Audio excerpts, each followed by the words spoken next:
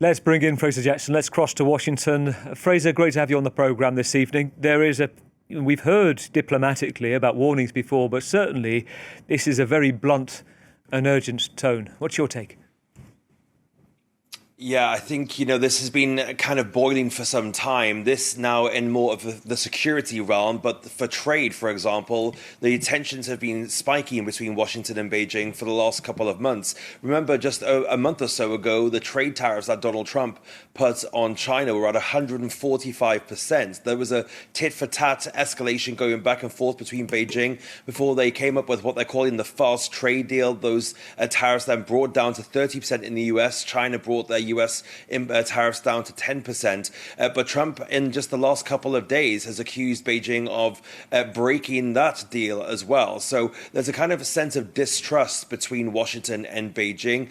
But this Taiwan question really has always been the kind of Achilles heel, the soft underbelly, as it were, of the relations between the US and the US and China. Because, of course, for decades, the US has been kind of walking this tightrope when it comes to China and Taiwan. Officially, of course, it doesn't recognize the island of Taiwan as an independent nation, but they do have a long-standing policy of protectionism over Taiwan, despite that unofficial recognition. Now, Joe Biden, the predecessor to Donald Trump, was unequivocal in his defense of Taiwan. He said that he would go to Taiwan's defense if China invaded, but Trump has refused to be drawn on the issue. He said in the past, I don't ever want to put myself in that position. He's also caused worries on the island by accusing the island of stealing the US chip industry, the semiconductor industry, which, of course, the US is now trying to beef up itself on its own shores. So there is that kind of trade and economic backdrop to this,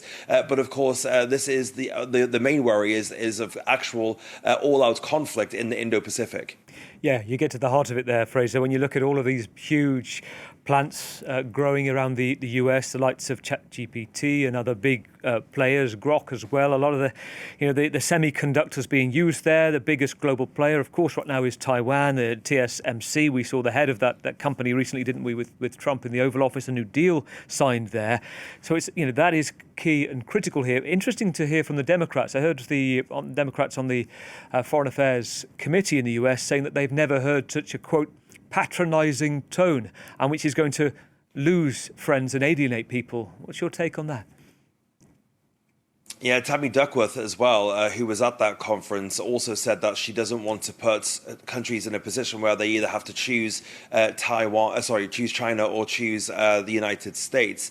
But realistically, this is the kind of zenith that we're getting to. The US is kind of retreating from the global stage, and China is more than willing to take its place. If you look, for example, at the Belt and Road Initiative that it's been rolling out, critics of that, of course, will say that it's effectively enslaving nations, indebting nations, so that China can build military bases in far-flung lands. Of course, their influence in Africa is growing, but they're also using soft power as well. If you look at the collapse of USAID under the Trump administration, USAID was providing a lot of humanitarian relief to a lot of nations in Africa. It was the biggest humanitarian relief organization in the world. And now that has folded, China has taken its place, and it's trying to woo these developing nations to become more friendly with them. So the push and pull between the two world superpowers here is ongoing, and if anything, you could argue that it's actually hotter now than it ever has been in the last 10 or so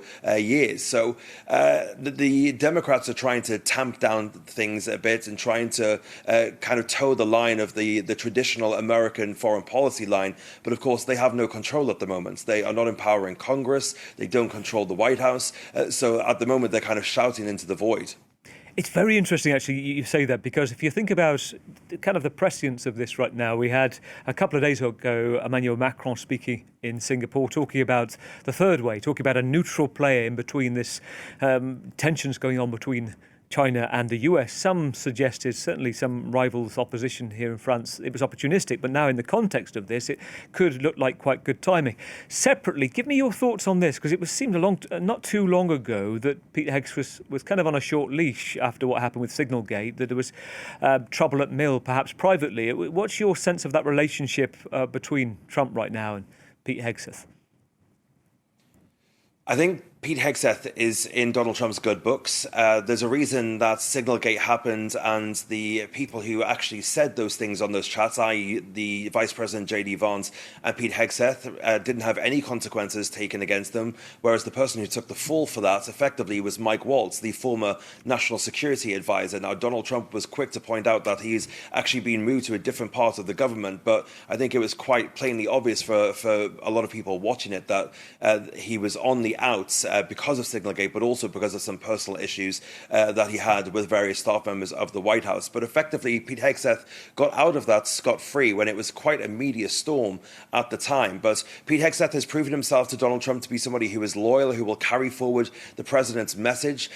He is somebody who has caused a bit of a commotion at with the rank and file at the Pentagon. There's been a lot of reports about disorganization and some unhappiness between Pete Hegseth and his senior advisors and the kind of career officials that are at the Pentagon. But for Donald Trump, he's the perfect man, really. He's somebody that Donald Trump trusts implicitly. And for now, at least, it seems that he's still there. And there's not really anything that's rocked that relationship, so much so as to have him ejected from the role. Fraser, as always, good to hear your thoughts. Have a good weekend. Fraser Jackson, our correspondent in Washington.